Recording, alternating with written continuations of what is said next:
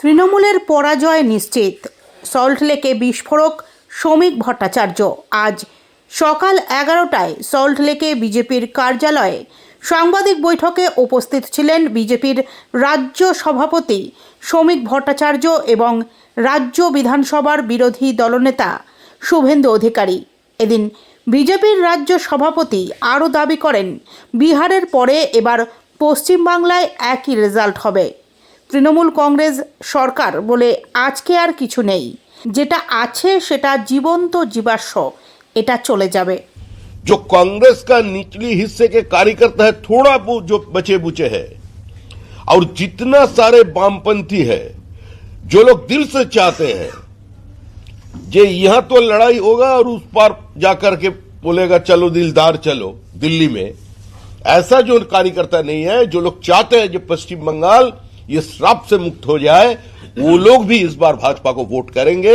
तृणमूल का पराजय निश्चित है, चाहे जिसका भी हाथों थाम ले। अभी तो सीपीएम का साथ यहां लड़ाई चल रहे हैं, दिल्ली में जाकर एक साथ धरना कर रहे हैं, कांग्रेस का साथ लड़ाई चल रहे हैं। तो जो तृणमूल का खिलाफ लड़ रहे हैं, कांग्रेस तो उसी को ही बैठा दिया।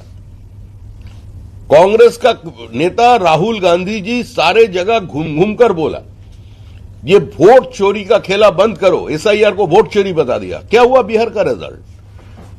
कौन सा एसआईआर था? हरियाणा चुनाव का पहले, दिल्ली चुनाव का पहले, वो तो पानी में जाकर कूद भी पड़ा, स्विमिंग भी कर लिया। लेकिन जो नतीजा होना था वहां बिहार में वही हुआ, और बिहार का बाद पश्चिम बंगाल में वही होने जाने वाला है। তৃণমূলের 10 সাংসদ জলশক্তি মন্ত্রকে গিয়ে সেখানে 2,500 কোটি টাকা এ রাজ্যের পাওনা বাকি আছে, কেন আটকে রয়েছে সেই নিয়ে দরবার করতে গেলেন সৌগত রায়ের নেতৃত্বে তৃণমূলের 10 সাংসদ।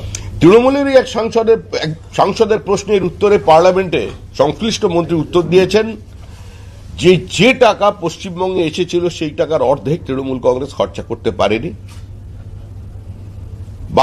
বাস্তবায়িত করতে পারেনি। কারণ কাকে কাজ দেবে, কাকে প্রায়োরিটি দেবে, এই জন্য তারা কাজ করতে পারছে না।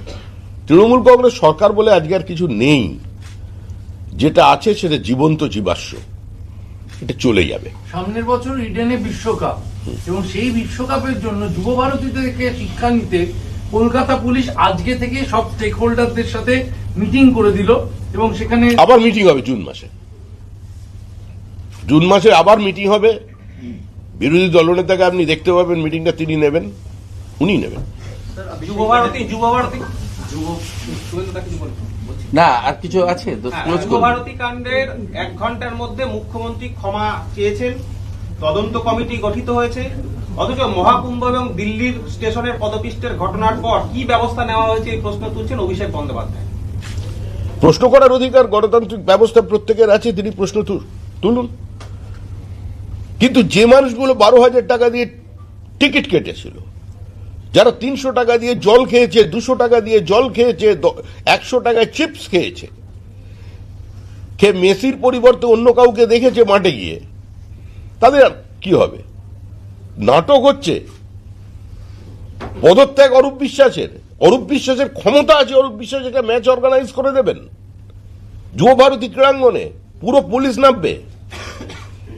ডায়মন্ড হারবার ফুটবল ক্লাব, মোহনবাগানের তো উচিত, আমি আবেদন করব মোহনবাগানের প্রত্যেকটা সমর্থকের কাছে, প্লেয়ারের কাছে, যে মোহনবাগানের সঙ্গে একটা স্বাধীনতা সংগ্রামের একটা নির্দিষ্ট অতীত জড়িয়ে আছে, একটা ঐতিহ্য আছে। এই সমস্ত চক্করের মধ্যে ঢুকবেন না, এতে মোহনবাগানের সমর্থকদের আবেগ আহত হচ্ছে, মর্যাদা নষ্ট হচ্ছে। এসব লুট দালাল চক্র এরাই সমস্ত তৈরি করেছে। সেলফি তোলা হচ্ছে লক্ষ লক্ষ টাকা, এটার সঙ্গে কোন ফুটবলের যোগ আছে? কারা মেসিকে ঘিরেছিলেন? ফুটবল তো অনেক দূরের কথা, পাড়ার গলিতে টেনিস বলে কোনোদিন পা লাগায়নি, তারা এখানে মেসির পাশে চলে গেছেন। মেসির মতো করে ডজ করে বেরিয়ে চলে গেছে, গরিব মানুষ প্রতারিত হয়েছে। তৃণমূল আরেকটা অর্গানাইজ লুট করলো ভোটের তহবিলের জন্য।